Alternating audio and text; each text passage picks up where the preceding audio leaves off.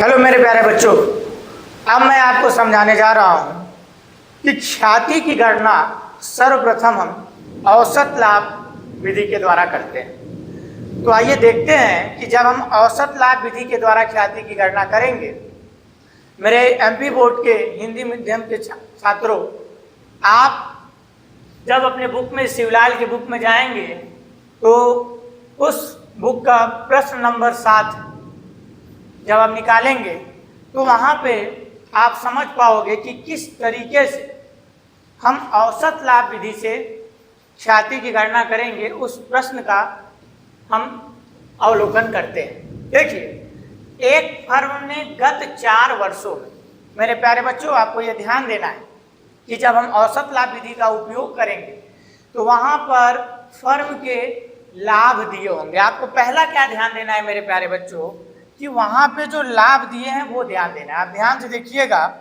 कि यहाँ पे जो लाभ दिए हैं, आप देखिए कि यहाँ पर 8,000, यहाँ पे 10,000, यहाँ पे 12,000, यहाँ पे 16,000। तो ये जो 4 वर्षों के लाभ हैं, सबसे पहले उनको ध्यान देना। समझ में आ रहा है ना? अब देखो, तो जब आपको मेरे प्यारे बच्चे औसत लाभ निकालना है तो आप वहाँ पे औसत लाभ का सूत्र लिखेंगे, जहां पर हम एक सूत्र लगाते हैं मेरे प्यारे बच्चों, कुल लाभ बटे वर्षों की संख्या। यानी सर्वप्रथम मेरे प्यारे बच्चों आप क्या करेंगे कि जो कुल लाभ होगा उसको आपको योग करना है, और योग करने के बाद जो वर्षों की संख्या होगी उसमें क्या करना है, भाग देना है। ठीक समझ में आ रहा है ना तुमको? ये औसत लाभ है। तो पहले देखो, यहाँ पे हम क्या करेंगे, 8,000, 10,000, ठीक, 12 और 16, यानी 8,000, 10,000, 12,000 और 16,000। आप बटे कितने वर्ष हैं? 1, 2, 3, 4। ठीक, अब इसका योग करिए, आप जल्दी से योग करिए, कितना आएगा? ठीक, 12, 10, 22, 22, 38, 10, 46,000 आया।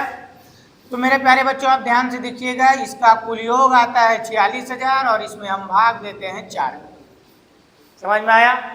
तो जब हम 46,000 में भाग देंगे 4 का, तो जब हम भाग देते हैं तो आपको यह देखना है कि हम यहाँ पे, वेरी गुड, इन्होंने बताया 11,500। आप भी जब इसको कट करेंगे तो देखेंगे कि यहाँ पर आ रहा है आपका 11,500। तो मेरे प्यारे बच्चों ये आपका आ गया औसत लाभ। अब जब हम औसत लाभ ज्ञात कर लेते हैं तो औसत लाभ ज्ञात करने के उपरांत हमें क्या ज्ञात करना है? औसत लाभ ज्ञात करने के उपरांत हमें यह ध्यान देना है मेरे प्यारे बच्चों कि औसत लाभ के बाद हमको यहाँ पे ख्याति ज्ञात करनी है। और ख्याति क्या है? 3 वर्ष के क्रय के आधार पर।